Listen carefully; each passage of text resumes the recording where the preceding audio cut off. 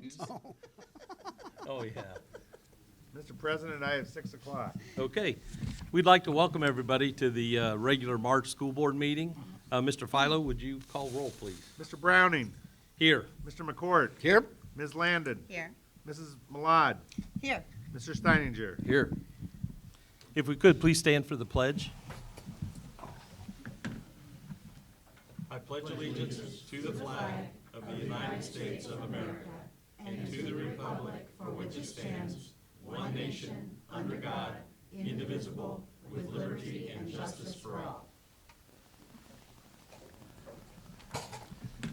So the first item on the agenda is to approve the agenda as presented. Can I get a motion, please? So moved. Second. Mr. Philo? Mr. McCourt, Yes. Mrs. Malad, Yes. Ms. Landon, Yes. Mr. Steininger, Yay. Mr. Browning. Yes. Next is the minutes from the Thursday, March 10th board meeting. We had one just 3 weeks ago. If I could get a motion, please? So moved. Second. Mr. Philo? Mrs. Malad, Yes. Ms. Landon, Yes. Mr. Steininger, Yay. Mr. McCourt, Yes. Mr. Browning. Yes. Next is board reports and good of the order. We could start with Katie. Sure.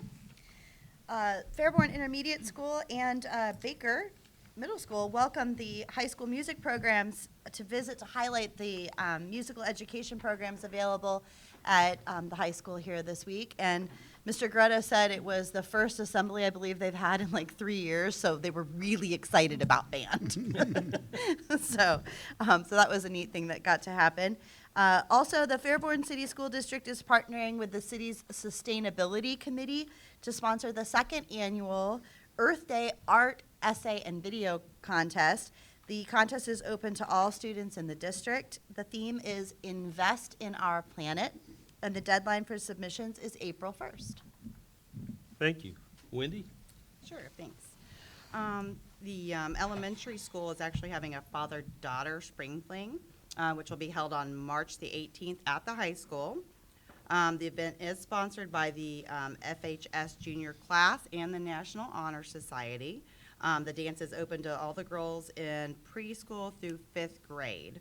And then also on a side note, I wanted to mention, last night I was able to participate in the student and staff of the quarter, and it was very nice to be able to participate and honor those students last night and the staff. Thank you. Pat? The Fairborn High School varsity competition cheer team took 8th place in Division II at the state competition, their state cheerleading championship, I should say, held in Pickerington North High School near Columbus. Congratulations to those ladies and their advisors. Also, the Baker Middle School Student Council sponsored Random Acts of Kindness. Spirit Week was, and also collected non-perishable food items for the personal hygiene items for the Baker food pantry. So, and again, just other things around. I've been to a couple bowling contests for the school, and of course basketball finishing up. We all look forward to the warm weather and spring coming around the corner, and which we'll get fired up with our spring sports, track, baseball, and such. So, but it's been a long, cold winter, and I'm looking forward to some warm weather. So, thank you. Tim? Yes, myself and I believe it was 5 other Rotarians from the Fairborn Rotary Club visited the primary school to present our second graders with Andy and Elmer books that were all actually signed by the author, and we appreciate that community support. Thank you. Yeah. Okay, I see our primary group sitting over here. The primary and the intermediate school celebrated Spirit Week. And one of the things, it was neat to celebrate for Dr. Seuss and the importance of reading. I was following the pictures and those kind of things, and there were some outstanding costumes that I saw worn through that week. So I really enjoyed that. In fact, I think one of our administrators still has her socks on from today. The next thing was the student and staff of the quarter. We had that last night, and we had it in person, and And it's so enjoyable to see all the kids, preschool through 12th grade, and the excitement of not only the kids, but the parents and grandparents, everybody that come to that. The only other thing I wanted to mention was about our concerts that are coming up. On March 8th, we have our orchestra concert. On March 15th, we have a choir concert, and March 17th, we have the band concert. So it's neat having all of that back in place also. We had them last year, but I think it's even better this year. So really, that's it. Next, we have recognition of visitors. We have none, Mr. President. Okay. With that, we'll go ahead and move on to the school district presentations. Mr. Lawley? Thank you, Mr. Browning. First up, we have a presentation tonight from the class of 71 with a nice little donation, and I think, Pat, you're going to address most of this, Yes, right? thank you, Okay. thank you. Take you back maybe 50 years to the class of 1971. A couple notes about that class. They were the last graduating class of the combined sides of the tracks here in Fairborn. We were the Flyers, always will be the Flyers, but the class of 71, the graduating group that year were over 760 kids. So I think we have hung on for the 50 years that I know as being the largest class that graduated from Fairborn. So large, we couldn't fit everyone in the field house, so we had to do it out on the football field at Baker, currently at Baker. So little history there.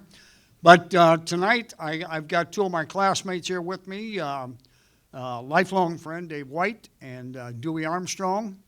And they, during the 50 years, we've had reunions. Money has been donated to us, and one thing the class of 71 did this year, our 50th, we had some money left over, and they donated, I believe, Dave helped me, maybe over $600 to Giovanni's. It was actually about $900. 900, okay.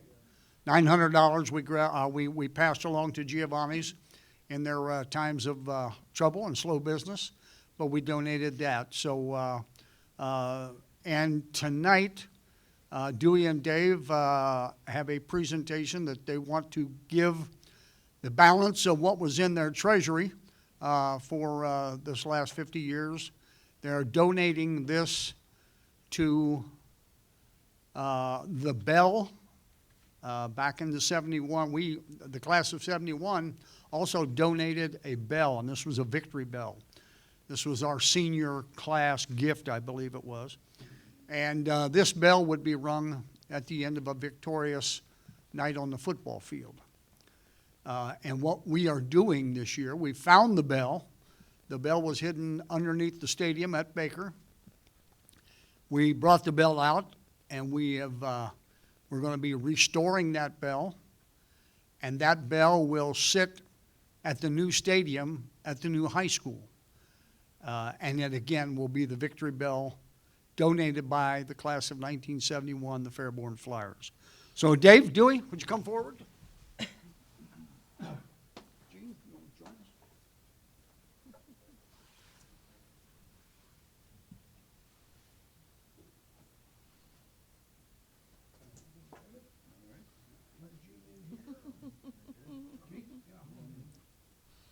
Well, as Pat said, we had our reunion in August of last year, our 50th, and we did a 50-50 raffle, and the Fairborn merchants were fantastic. They gave us a bunch of prizes to give away. And in addition to that, we had a 50-50 raffle. Every single person that won the 50-50 raffle donated the money back, which is what enabled us to do this, because expensive, you know, we did dinner, we had a big to-do at this reunion. It was very expensive. So what was left over was this amount. And since we decided there'll probably be very few of us left for our 75th reunion, we would take that money and donate it to the school to help restore that bell.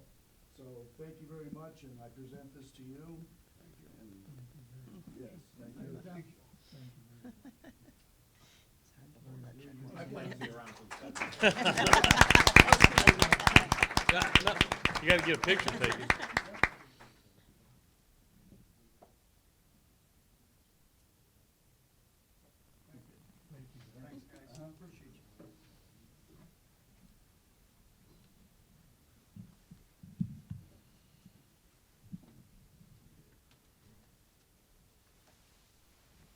And that's all I have, Mr. Lawley, thank you. Thank you. So next up, to talk about the snack pack program, is a teacher here in our district, is Heather Davis.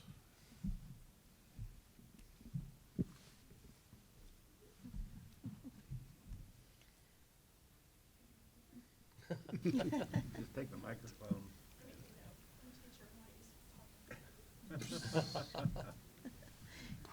Okay, good evening.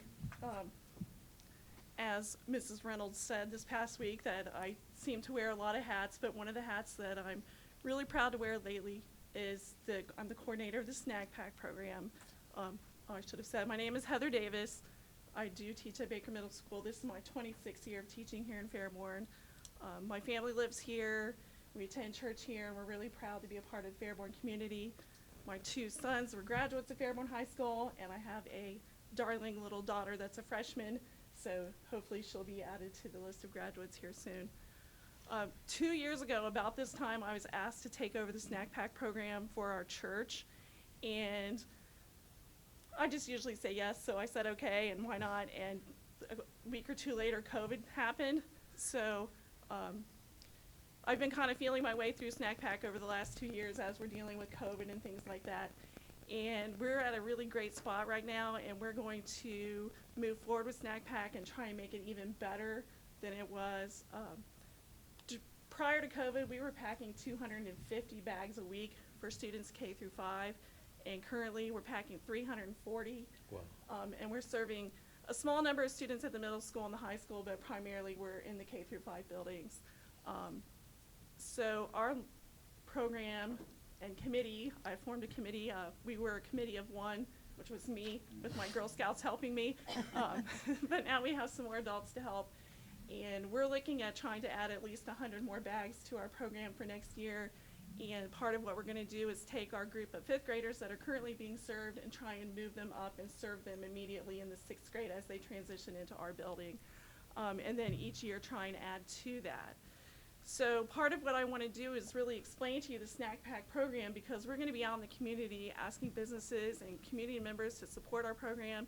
And I want to make sure, first of all, that you know that the snack pack program exists and how it works, because it's a wonderful combination and connection between the schools and the community. Every Wednesday, a bus comes here to Fairborn High School and picks up a group of students from the cross-categorical classroom and takes them over to our church along with their classroom assistants and their work-study coordinator. And they go to the church and they pack the 340 bags of snack packs. And they count them out and they distribute them. The bus comes back and picks them up. They put the snack packs on the bus goes over to the primary and intermediate bus lot, and our high school students deliver those snack packs to the counselors at the building. And so it gives them a real sense of accomplishment to see what their work was, what they've done, and then they deliver them to the students. They also count and inventory the things that I have there for them, which is a great job skill for them, and they report back to me each week and let me know how many of each item I have and what I need to purchase. So again, that was a great connection that Mr. Lawley and I were able to make with getting a bus available to transport those, because before, during COVID, it was just one lady in her van driving around delivering those things. So Snack Pack has grown a lot over this past school year, and as we're starting to really get past COVID and get solid numbers of students that we're serving.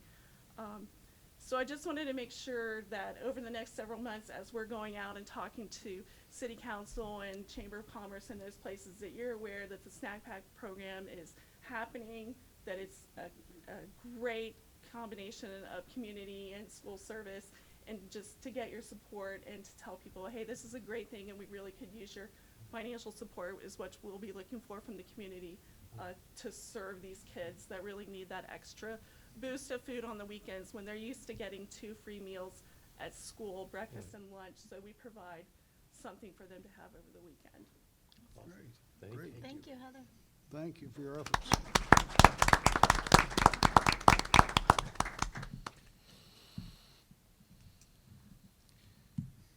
Next up, once again, periodically, we have from the Greene County Career Center to give us a Career Center update, Mr. Mike Eaker.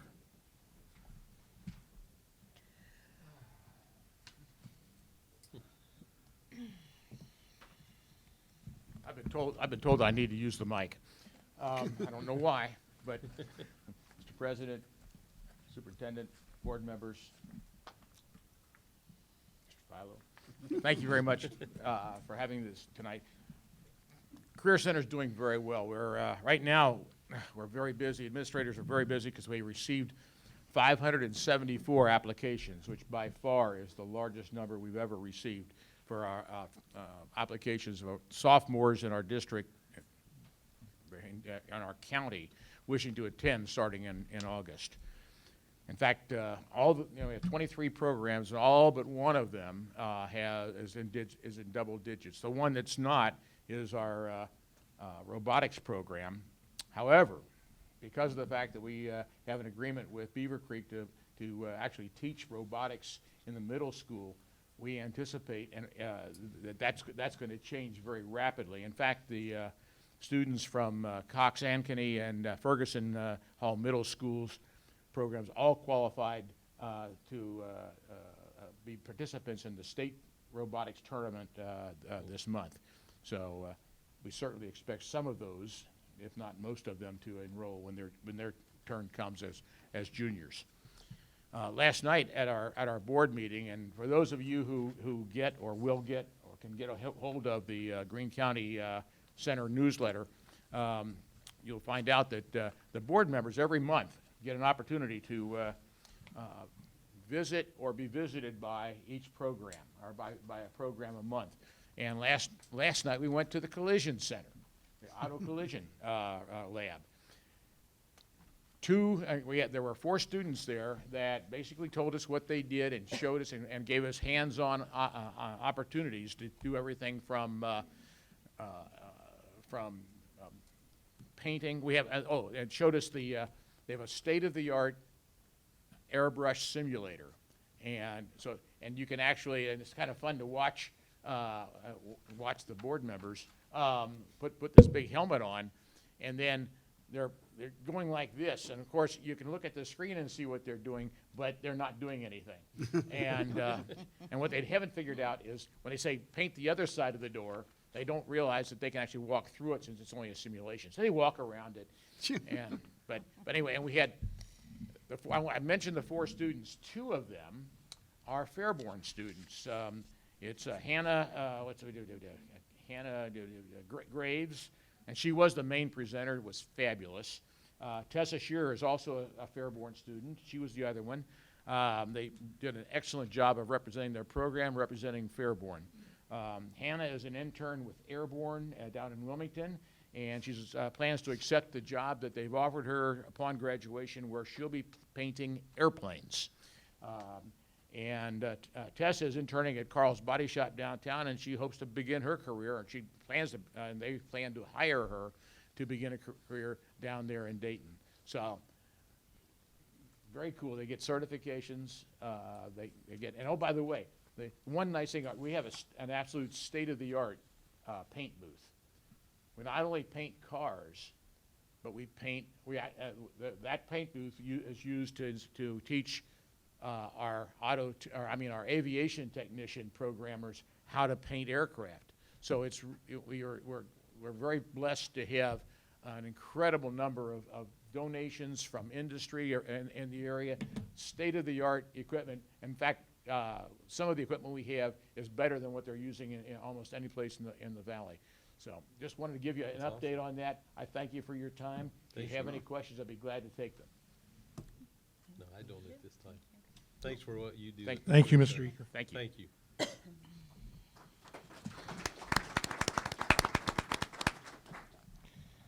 Next, for construction update, Mr. Patrick.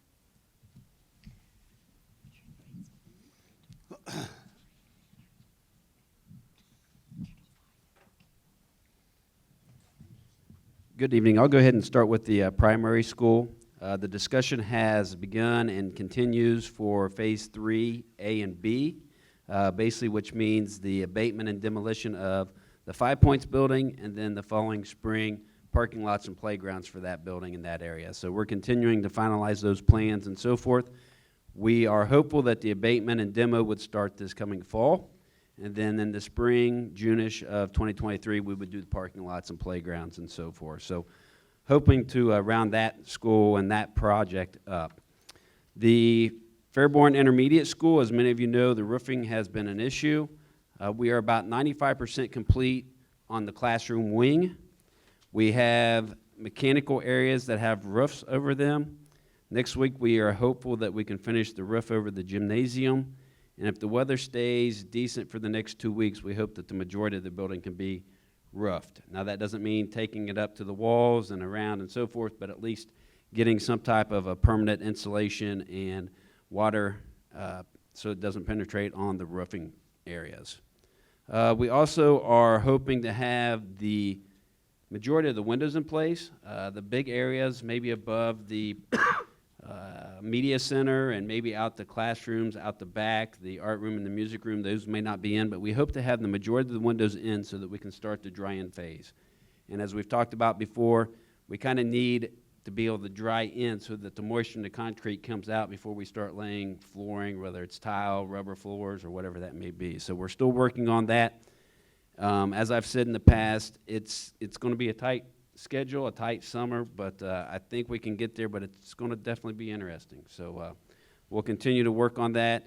I think as soon as we can get it dried in, the better. I mean, that's kind of where that comes to. So if we can get it dried in, get the roof on it, the windows in it, and so forth, we'll be good. But looking at August the 1st, it doesn't seem, it's really not that far away when you're looking at trying to complete a building and get things moved in and so forth. So we'll work to get that accomplished. The storm lines at the current high school or the new high school are complete. They were completed last week. Footers continue to be dug and poured. Footers are complete all the way around the auxiliary gym. They've started the Performing Arts Center. The electrician has started to rough in the electricity in those areas. Masonry block is starting to be installed around the auxiliary gym. I don't think you can see it yet from the road, but I would assume within the beginning of next week, I would think you will start to see some of that.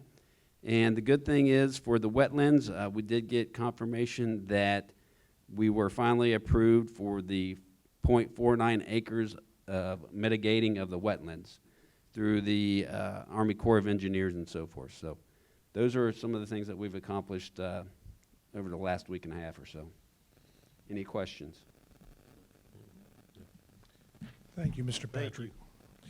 It's hard to believe, but, 2016 is when we passed the levy for the primary and intermediate, and we're 6 months out with our second building being complete. That's right.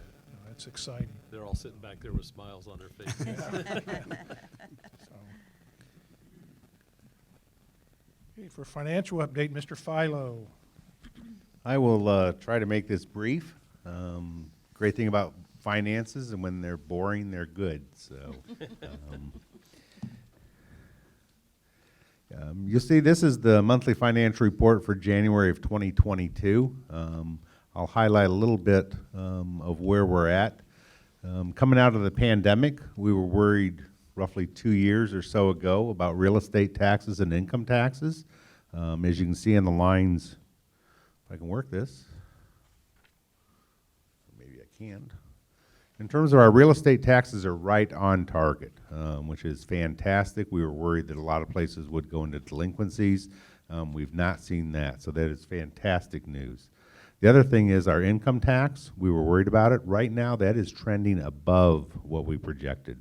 Roughly, we projected so far this year 3.5 million. It's coming in at 3.8 million so far. That's what's been collected. So that's really fantastic news. Now the bad news. It's not really bad news. It'll probably end up being good news. Is our state foundation program. If you look at it, it looks like it's $2.5 million below. What they did is they recoded a lot of stuff from the foundation program to other state. So if you take the 1.8 million that we're over on other state, subtract off the minus 2.5, we're a net of about down 700,000. But under purchase services, we're up 2.4 million. And what they're doing is they've not charged us yet for tuition students, voucher students, et cetera. And so there is going to be some change. If that would change, and what they're talking about is that would affect the whole state of Ohio. Instead of coming off directly for Fairborn, is they're going to take it away from every district. And so it would probably end up benefiting us. Would probably hurt some other districts, but if this trend continues through next year, should be some benefits. So we're still waiting to see how that plays out. So overall, we're about a little over $1 million ahead of what we projected. And we're still on track to end the year roughly in the $28, $29 million range, which is last year we ended at $31 million. So we're coming down the roller coaster a little bit, but nice and slow. This does not reflect the closing the gap, the $3.5 million that we're spending on salaries for those people. That is out of a separate federal fund. We're going to start recoding some of the people here out of this fund. So next month, the month after, should look really out of whack and really, really good, but it's how we're coding things. So any questions from the board? Thank you for all showing up to learn about the finances of the district. I know that's why you're here. Appreciate it. Thank you, Mr. Philo. Final presentation is Dr. Brackenhoff will present some testing data, and this will be followed up in work session when the principals and teachers talk about our success program. So all this will tie together about closing the gap. Well, good evening, everyone. I'm actually not going to do a lot of talking because I have all of these people here that are ready to share with you some of the remarkable things that have been going on in our building. So our testing update is the impact that these folks are having on our student growth. So I'm going to start right away with Mr. McKnight because he has another meeting to go to, and he is going to talk about the initiatives for the high school that were implemented. Use the microphone for the recording. Sounds good. Thank you, Dr. Brackenhoff. As she said, we are excited to be sending our seniors on a New York trip this year. The kids missed it last year, actually last 2 years. So the two things I'm going to talk to you about this evening is our core project, our SEL program, or social emotional learning, and then credit recovery. So as we ended, COVID came in March, school ended, students were without face-to-face for those 2 months. Coming into the next school year, we were about 60% in, 40% out, so there's about 40% of the students who were not face-to-face. So in some of the conversations with the parents, with community members, with students, the topic of social emotional came up. So as a building and as a staff, we wanted to go into having an SEL program, and so we came across the core project. So Ryan Wood, in the fall of 2021, in August, right before students came in and did a presentation with the staff, probably one of the best presentations I've ever seen as far as a PD is concerned. He was very knowledgeable. Students took it, and he went through what the core project was, the curriculum that it entails. There's a curriculum for freshmen, sophomore, junior, and senior students. So we had all of our teachers, if they're an advisory teacher, it's the curriculum that's already built, it's already produced. They just have to big knowledge of the information and present it to students. So we did a pre-survey report in the fall of 2021 for students. And based on some of those reports, some of the concerns that students told us, and that was about 75% of our student body, they were having difficulties with a growth mindset, difficulties with taking care of own emotional learning, expanding one's comfort zone, managing anxious thoughts, coping with stressful situations, and turning a negative attitude into a positive one. So every Wednesday and Thursday, we do not touch those with any kind of club meetings, activities, nothing. We've set aside those, that way every student in our building gets this SEL program. So our teachers, for that 20-minute period of time, pull up the curriculum, and the first day is a conversation. They talk about it. They talk about some situations and exposures. Then the next day, they talk about some of their activities or some of the things that the project says, hey, try this with kids to help them kind of deal with some of their social emotional learning. We will do a final survey in about 2 to 3 weeks as prescribed within the curriculum. And listening to students within their groups, talking to parents, we feel that the program is doing great things for the kids. It's also doing great things for the staff, because the staff can sometimes relate with their social emotional needs within that project and that program. So that's really kind of what our core project is. I think it was great timing on our part, and we're looking for great results as we move forward year after year after year. Working with Dr. Brackenhoff, she has been great in getting the program started with us, so we thank you for that, and then the continued growth as well. So before I move on to credit recovery, are there any questions about our core project? Okay. So credit recovery is something that, as a new principal, 3 years ago at Fairborn, it's a program that has been in existence. It is a program where it does help students, especially seniors, earn credits for graduation. And as I looked at the 2021 data, so we, in our ART program, so we have an at-risk program within our school. It's the high school, it's our mental health specialists, our counselors, and 2 teachers. So we meet every 2 weeks to talk about data, which students are struggling, which students are tier 2, they're kind of at risk. So we, with the input, we create this database and we look at it.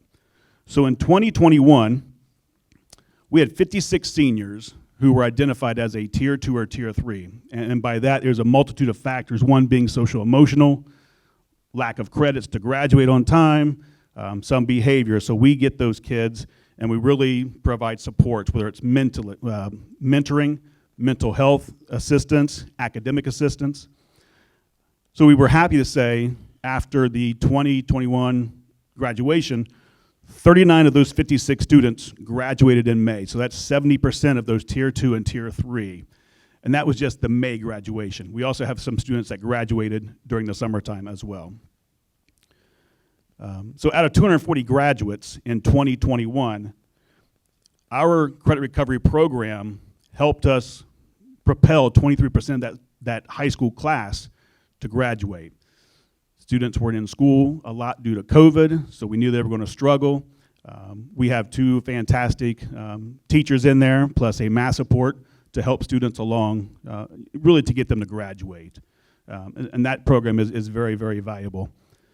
Each year, it has changed in its format as far as instruction, but this year is going to be really the first year of baseline data that we can look and as we progress year after year after year to see its improvements, its growth with students.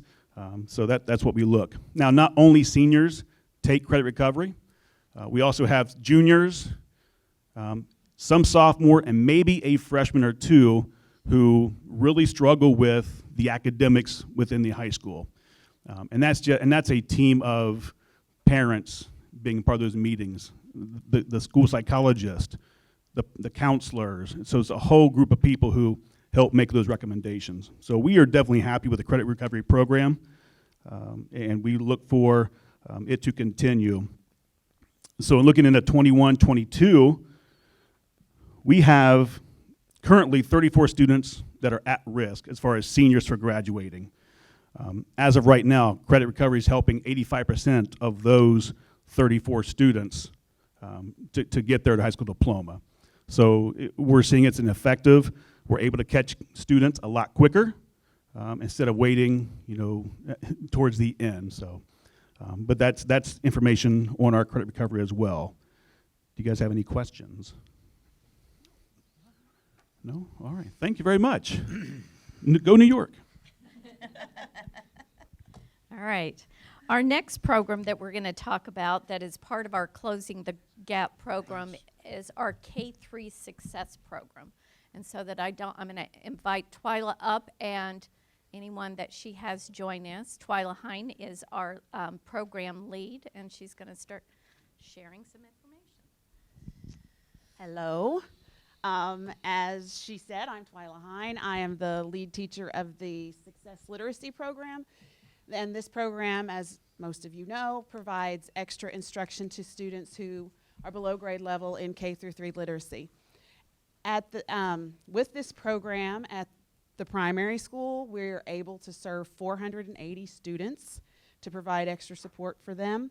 And at the intermediate school, we are able to provide support for 150 students. And these are all students who have tested and are performing below grade level in literacy. So as you know, in the past and currently, we have title tutors and a title teacher who has done this in the past, and they are able to see about 100 students. So at the primary school. So without it, we would have 480 students who would not have, didn't do my math right. You are the literacy No, coach. that is right. They see 100 on top of the 480. So without our support, the 480 students would not have the extra support. At the primary school in January, approximately 35 students discontinued services because they had reached grade level. And then it allowed us to add about 40 students who had either moved in, which we sort of add along the way, or who had, when they took their test mid-year, they had kind of flatlined, so we were able to add them into the program. At the intermediate school, there are 30 third graders who were below grade level in the beginning of the year, and now they are on track in both of those, in phonemic awareness and phonics, so they are now working on comprehension and vocabulary and some other skills. As I said, as the new students come in, we keep track of them. If they are not on track, we add them to the program. And so all of these students who are receiving this success support, they are making growth, they're building confidence, and they're building relationships with more supportive adults for them. And I have a letter that a second grader wrote. He actually wrote this to Mrs. Alessandro, who has been a teacher in the district for years, but she is a success teacher this year. And they did this in their second grade, his regular classroom, and they've been working on writing letters. And this is the letter that he wrote to her. He says, now, and you can see he's still doing his inventive spelling and still working on it, but he says, "Thank you for making reading fun because I was not very good. You boost my confidence. Thank you for helping me on reading. Now I am ready for third grade. Now I think I know about everything." That's awesome. So I don't know who's next.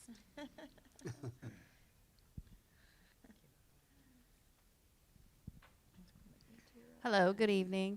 My name is Lori Studebaker, and I'm a Fairborn grad. 81, not 71, but still. And I've been privileged to teach in Fairborn for, this is my 35th year. So I am a success teacher this year. I made a switch from second grade to success, and it's been a very rewarding experience. I love the small groups. I love building those personal relationships. I see them in the hall. We walk by, they high five, give hugs, and it's wonderful. It's a relationship that's building, and it's just one more person that child can go to and feel good and confident and safe. As you've heard, we made some really good gains with these young Skyhawks, and the data is backing it up, so it is working, and the growth is happening. Just as importantly, I see children who are excited about learning. They love coming to group, and I'm really not exaggerating on that. I know, I'm pushing the program, but they really, really love it, and they frequently remark, "Is it over already? The 30 minutes? Are you sure? We just got here." So, which is really very encouraging. They want to be there. They want to do well. We're working with them at their level so they can be successful. They're not frustrated. And it's a very fluid kinds of situation where, if I have a child that seems to really be taking off and doesn't quite fit in that group, I can find another success teacher to welcome them into their group so that they can continue to grow and they won't be held back. So it is very, very flexible. Builds their confidence, and They are willing to take more challenges, not just in group, but in the regular classroom also. And classroom teachers are confirming this and letting us know how much they appreciate the support. They're just becoming independent learners, and it's just so wonderful to see. So it's working, and I want to thank you for making this program possible. And I hope that it continues. It really is what's best for our students. Thank you. Thank you. Thank you for what you do.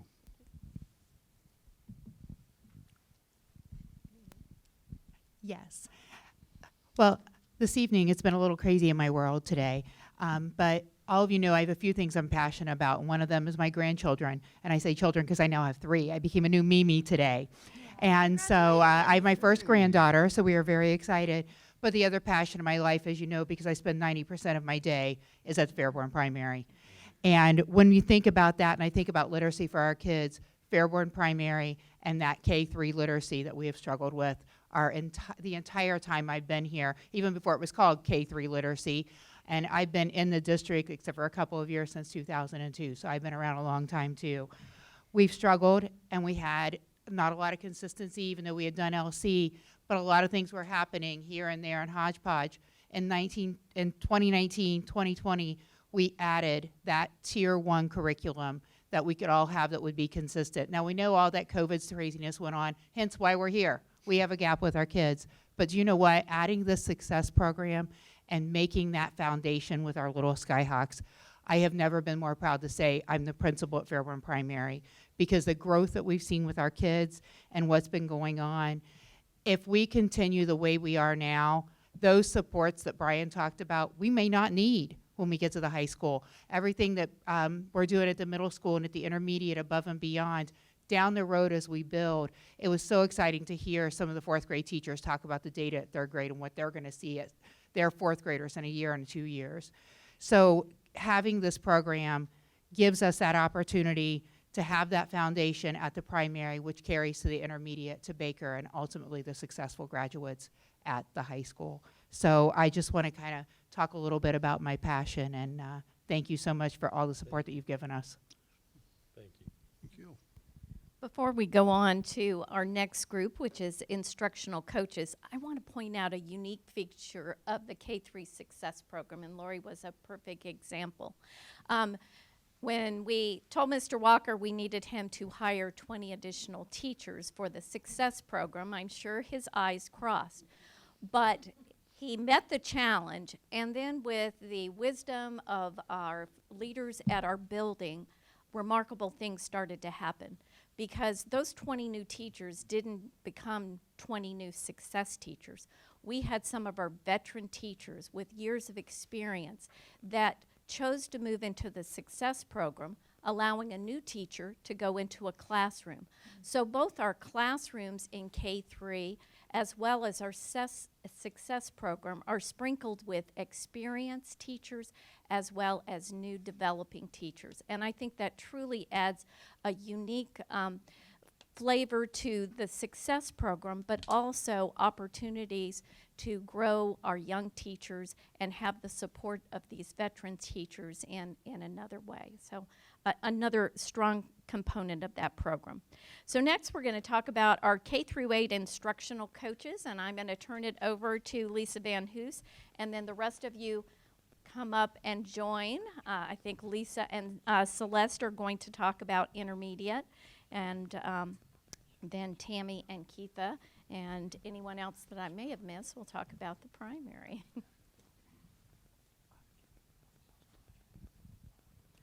Hi, so a few things, and I'm just going to kind of read. So there's a new shift in literacy with regards to the science of reading, kind of focusing on how the brain interprets reading. Explicit and systematic teaching is needed in order for students to become independent and proficient readers. Coaches provide support to teachers as we make the shift to the science of reading. Teachers now have building access to instant support from their coaches. As an ELA coach, iReady has helped focus our instructional practices. We can look at data from the building level, class level, all the way down to the student level.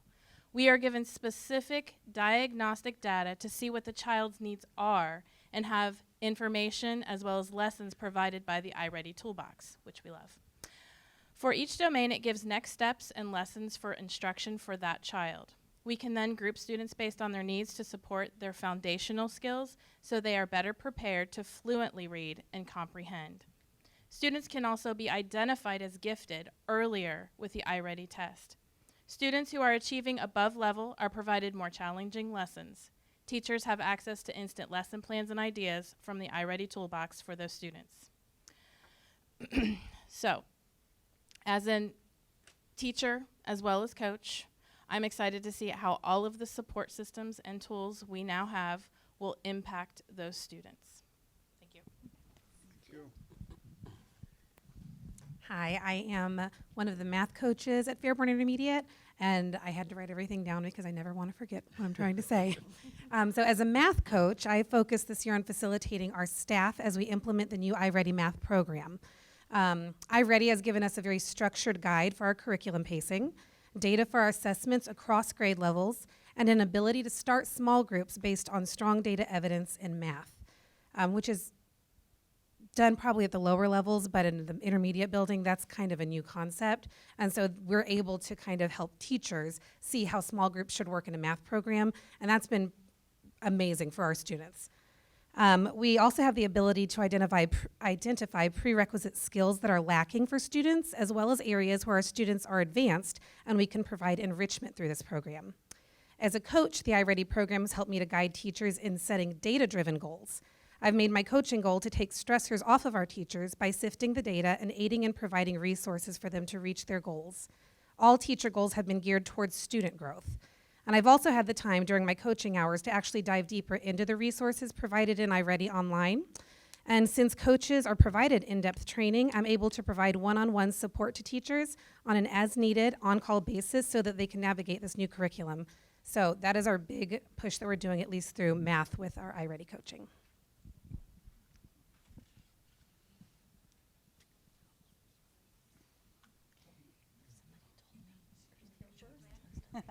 Hi, I'm Keitha Wilson. I teach at the primary, and I'm one of the math coaches at the primary building.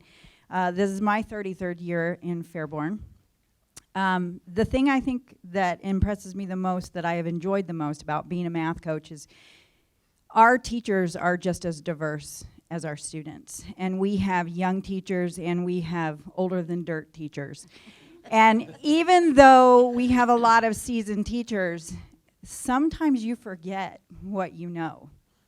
And so I've had the opportunity to go in and normally Jana, who's the other coach, we go in and we work with a math group, with one particular teacher. And we will, go around the room and work with their kids. And we don't take anything with them because there's this fear. The first couple we went in, they were like, okay, I'm really nervous. Okay, I'm going to use manipulatives and I'm going to do this. And it's like, listen, I'm not here to watch you. I'm watching them. I want to see what you're working with.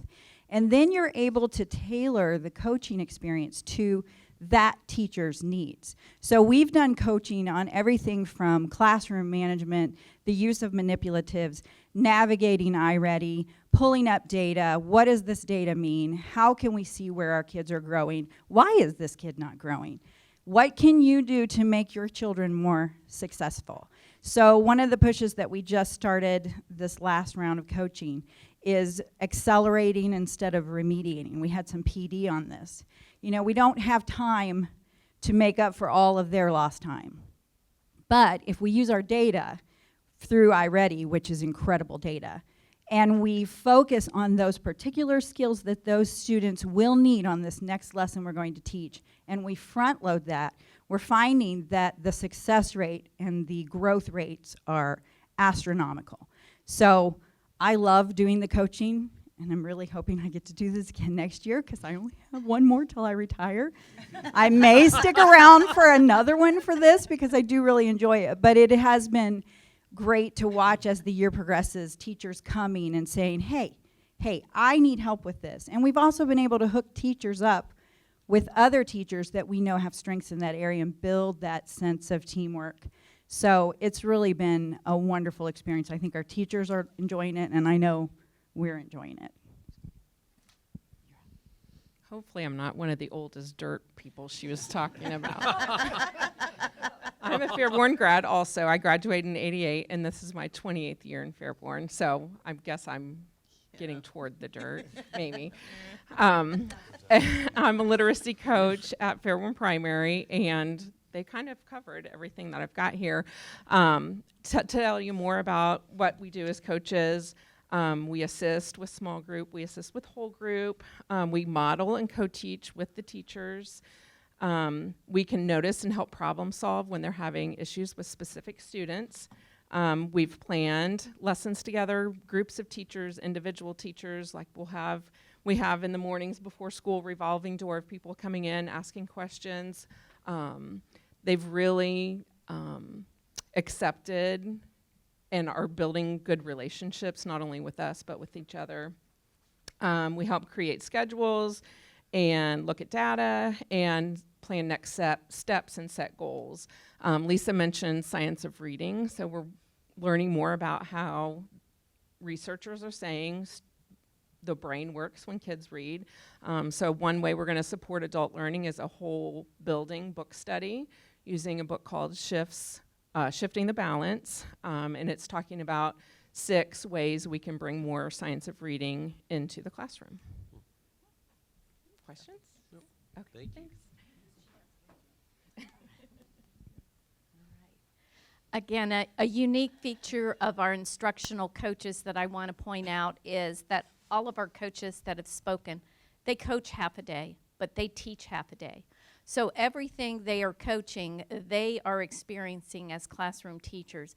And I think we adopted this model many years ago and found the power in it because they are not guiding or asking teachers to do anything that they're not doing in their own classroom. So it really is a unique feature. And I think we certainly get the best out of this arrangement, although they may be a little short on time because, as they said, they are constantly interacting with their colleagues and talking about the teaching of either literacy or math.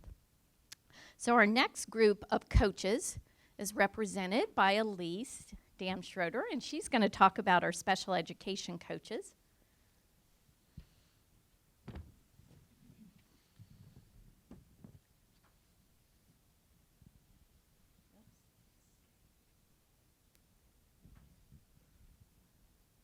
Hello, my name is Elise Damschroeder, and I'm the intervention specialist coach, K to 5. And as my coworkers can tell you, this is probably the most mortifying experience to stand in front of you. I'm a much better listener than I am a speaker, so I will just read my notes. But when we started this school year, I guess I kept thinking to myself, if I had a coach in the classroom, what would be the best thing about having a coach? What would I expect? What would they expect of me? How would I utilize one? So I've really tried to keep myself asking that same question this whole year of what would benefit me, what would benefit them. And from time to time, I really do ask myself that so I can support the teachers where they are. I really wanted to be able to create a relationship where we could collaborate and see ourselves as a team and not something adversarial, because I know coaching can be that way at times. So just a little bit about what I do on a day-to-day basis, and it's really kind of sad that we're going to be moving the intermediate because then I won't be able to trot back and forth, because that seems to be what I do most days, even though I have set days at both buildings, but there's always some kind of crisis that comes up that I need to come help with. So with the total of 20 SPED staff, I have been able to make about 350 visits to classrooms, either just supporting, helping, coaching, doing whatever. Sometimes it's critically important that I run over to another building. There's a student having a meltdown. It could be even a teacher having a meltdown. We don't know. But being, though, that the climate at the schools is pretty tough right now, we're just trying to support the teachers as best we can. I've sat in team meetings. I've written more than a dozen IEPs. I've read many more than I can even count. We offer suggestions about specific students, observe students to be able to offer suggestions, change classroom schedules, look for ways to include students in the general ed classrooms, ways to help our lowest performing students feel successful, because a lot of times these days they're not feeling successful. I'm looking for trends in behaviors, looking at data, finding webinars for staff to watch, always looking for new tools for our toolbox. But the best thing about coaching is that I've been able to work beside some really fabulous SPED teachers. I don't know if you know how great they really are. They are working really, really hard in spite of all the many challenges that have been thrown at them the last couple years. So I'm very proud to be working with the SPED staff and the really fine individuals that we have in Fairborn. Thank you. You'll notice we put 821 students with the IEPs in the district. It's a growing population, and we really appreciate the work not only that Elise does, but her counterpart, which is Brittany Burgess, who works with 6 through 12. So next, we're going to talk about our middle school foundations classes, and we have Mrs. Reynolds here. So the great thing about everything you've already heard is right now I am in desperate need of my intervention classes. But if all the fabulous things keep happening, one day we might get to the point where I don't need what I'm going to talk about. And that is an exciting thought for me. Looking through the data in years past, we discovered that we have some middle schoolers with some extreme gaps.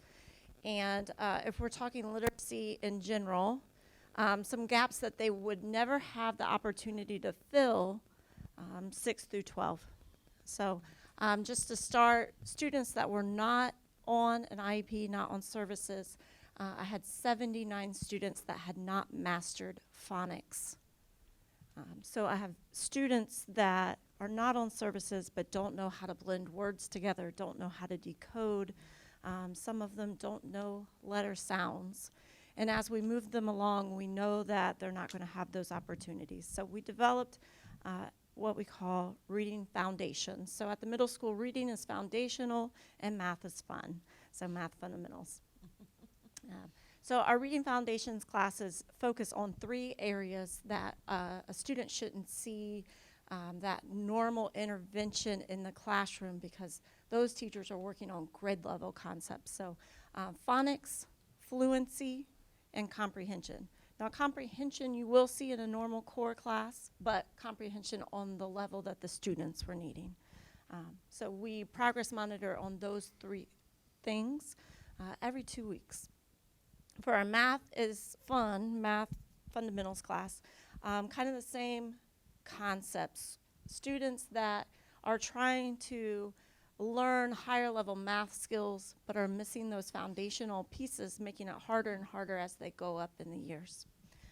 So our math classes focus on algebraic thinking, number sense, and then what we call proficient math.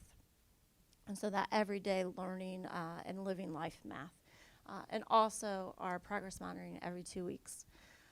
Those students are chosen through the iReady data and also through OST data. We're looking at our lowest population, and as they progress, we had some students that were able to move out at the semester because they had made so much growth and were not so far behind anymore. But again, their growth is a little bit slower because if you've made it to 8th grade and you're working on phonics, you need some extra time. So they can move in or stay the whole year as needed.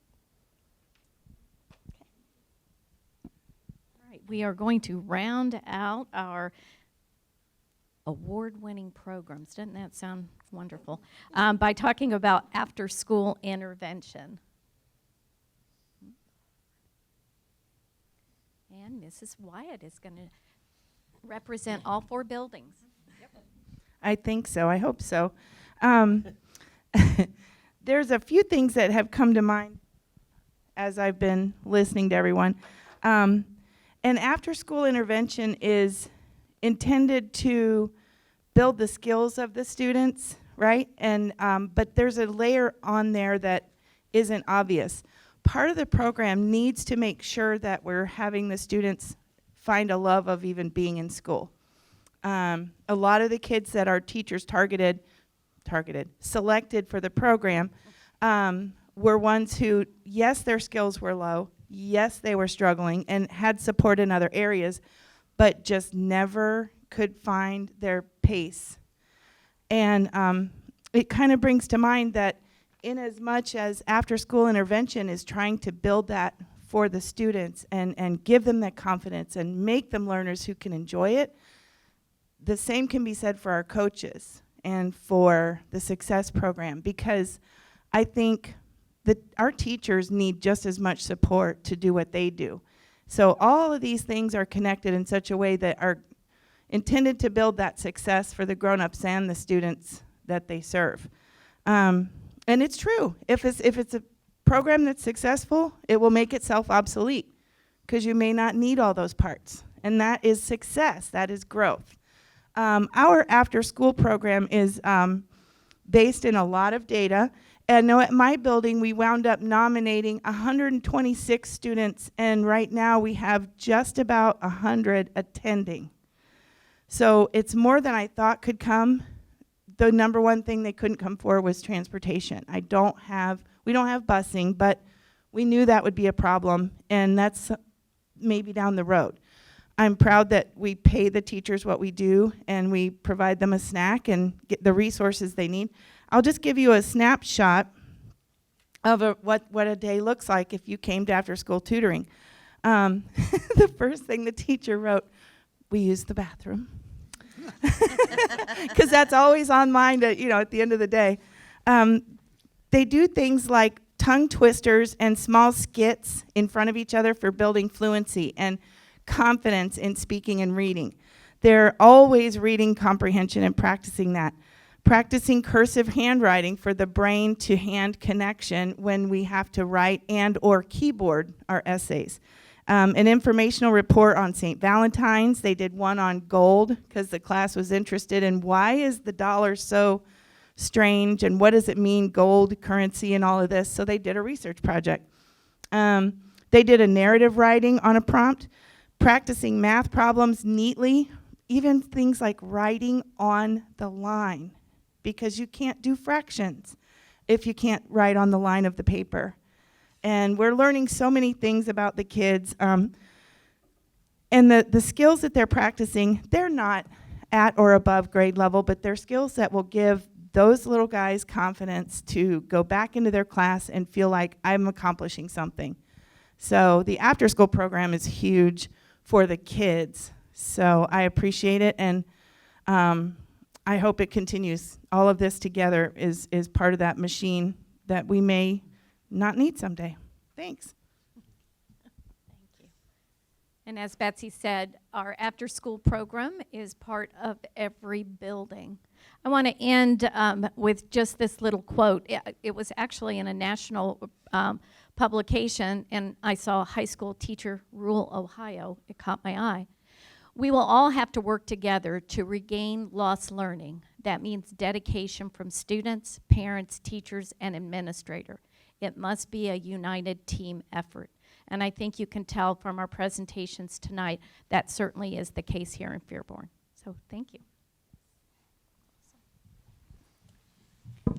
Thank you very much. Job well done. I guess I'd like to make a couple comments.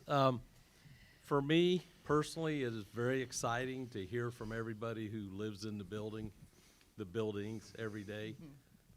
Everybody knows that I try to watch that quite a bit, but I really enjoy hearing from the buildings. It's obvious there's passion for helping our kids and caring for helping our kids.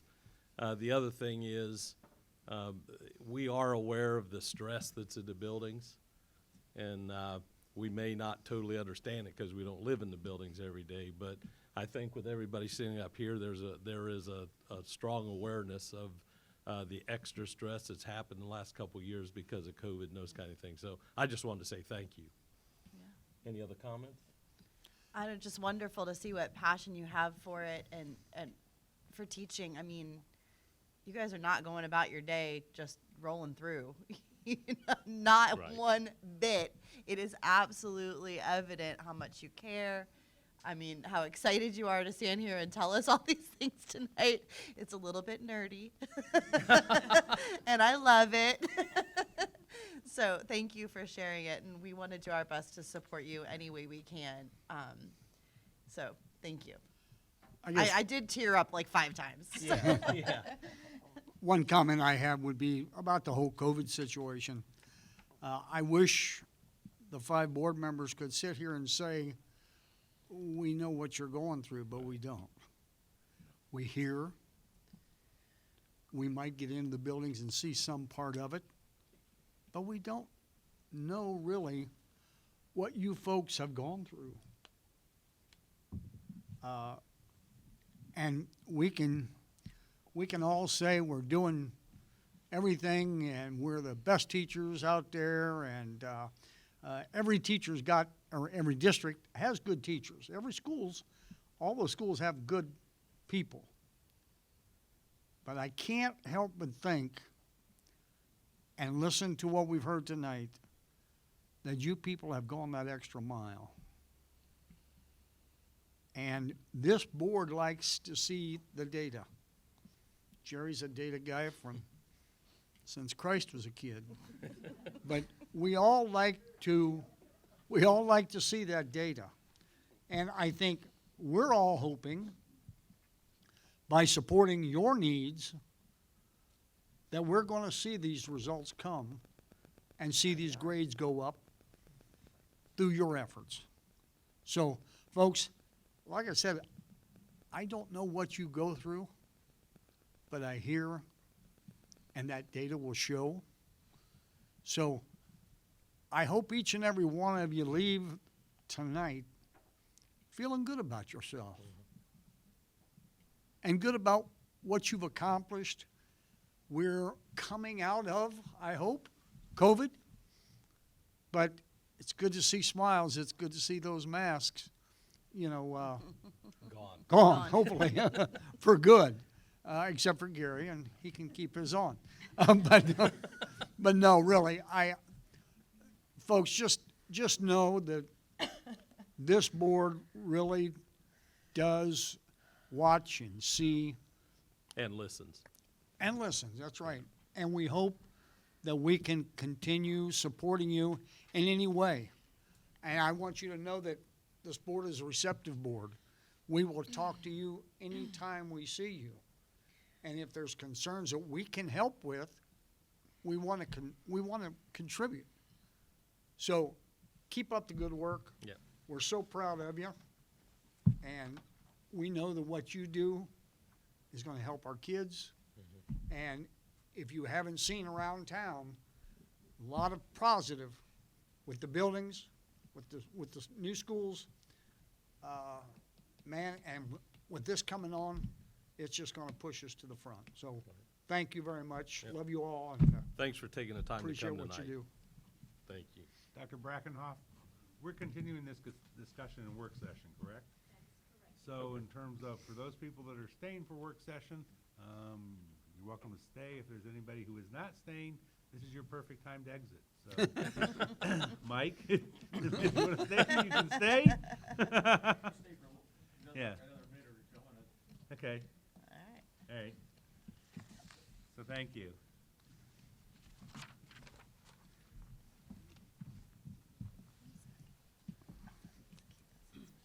We ready to move on? Yep. Okay. So next is new business by the board. I'll go ahead and read this. It's recommended to approve the attached resolution declaring temporary incapacity of the superintendent and appointing an acting superintendent. And I think everybody's aware of Mr. Lawley's upcoming surgery later this month, and we are very, very happy and thankful that Amy will step in during that time. So do I have a motion? So moved. Second. Mr. Philo? Was that Mrs. Malad who seconded? Yes. We might have to break up those two. Mr. McCourt? Yes. Mrs. Malad? Yes. Ms. Landon? Yes. Mr. Steininger? Yay. Mr. Browning? Yes. Motion passes. Next, Budget and Finance. It's recommended to approve the monthly financial report. So do I have a motion? So moved. That was Wendy, by the way. Second. That was Wendy. Second. So, Mr. Philo? Ms. Landon, Yes. Mr. Steininger. Yay. Mrs. Malad, Yes. Mr. McCourt, Yes. Mr. Browning. Yes. So next is administrative reports and superintendent recommendations, and this goes all the way back to page 6, the bottom of page 6. So, and it includes some second readings of board policies and adoption of the policies. So, is there a motion? Yes, so moved. Second. Mr. Philo? Mrs. Malad, Yes. Ms. Landon, Yes. Mr. Steininger, Yay. Mr. McCourt, Yes. Mr. Browning. Yes. Motion passes. Next is gifts and donations. Mr. McCourt? Okay, the Fairborn City School Board of Education would like to gratefully acknowledge the following gifts and donations. Anonymous drone for district use. Fairborn Rotary Club, $705 for the Fairborn High School senior trip to New York. Turf donations, Steve Ross, $25. Hall of Honor donations, Ann Armstrong Inglesby, $50, a white donor. Bill Arnold and Captain Matthew Arnold, a $100 Skyhawk donor. Scott and Pam Bergen, $100. Bob Carrico, $100. Bob DePuro, $100. Joan Dottel, $100. Joyce Dennis, $50. Chris and Pam Gayhart, $100. Jack and Judy Gayhart, $100. Harold Kaplan, $50, white donor. Bruce Lamar, $100, Skyhawk donor. Laura Mayer, $25. Barb McDermott, $500. Michael Jordan and Madison McDermott and Carrie and Pete Petros, $250 silver donor. Norma Nicola, $25. Mike and Kathleen Seward, $100. Phil and Mary Spar, $100 in honor of Tim B. Spar, PhD and HOH. Class of 1997, and Thomas P. Spar, HOH class of 2008. Jane Tram and family, $100. Jim Welty, $25. And Steve Wolliver, $50. To each and every one of those, we thank you very much. Without these generous donations, it'd be tough for us to get a lot of things done. So we appreciate each and every one of them. Thank you. Next, we'll go to work session. We'll take a quick 3-minute break. You can shut off the cameras, and we'll go into work session and discuss more of what we talked about earlier.